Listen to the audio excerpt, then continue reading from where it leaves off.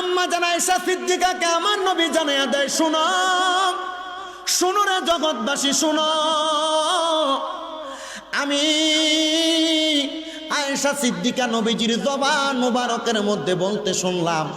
নবী আমার যখন কবরের কঠিন আযাবের কথা বলতেছে, আমার নবীজি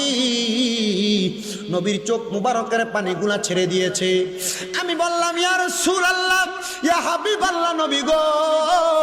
নবী বুঝতে পারছি কবরের আযাবটা ভালো জিনিস না, কবর ভালো জায়গা না, কবর ভালো জায়গা না।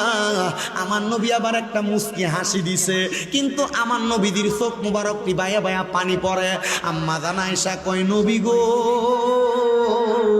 মুস্কি মুস্কি হাসেন, আবার আপনার চোখ মুবারকে পানি দেখা যায়। আমার নবী কয়, আয়েশা রে, ওই কবরের মধ্যে যেই নীল চোখওয়ালা ফেরেশতারা আইব, ওই ফেরেশতারা তো বেঈমান গুনাহগারের শাস্তি দিব, কিন্তু ওই ফেরেশতারা কবরের মধ্যে যাওয়ার পরে কোন মুমিন যখন কবরে হাজির থাকবে, ওই মুমিন বান্দার বুকের মধ্যে হাত দিব, মুমিন বান্দার বুক থেকে আওয়াজ আসবে, এই ফেরেশতারা আমার বুকের মধ্যে ধরবা না, কারণ আমি বান্দা, এই বান্দার বুক দ্বারা আল্লাহ তাআলার মুহাব্বতটা বেশি ছিল, আমার বুকে আঘাত করবা না না না। আমি নামাজ ওই বান্দার জন্য ডাল হইয়া দাঁড়ায় গেলাম। এবার ওই বান্দাটার মুখের মধ্যে আঘাত করতে যাবে, বান্দার জবান থেকে এবার একটা বাধা সৃষ্টি হবে, ফেরেশতা মুখে হাত দিস না রে,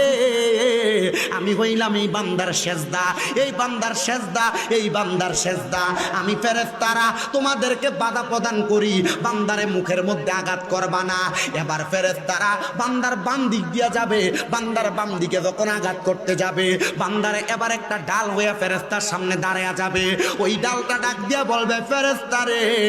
ও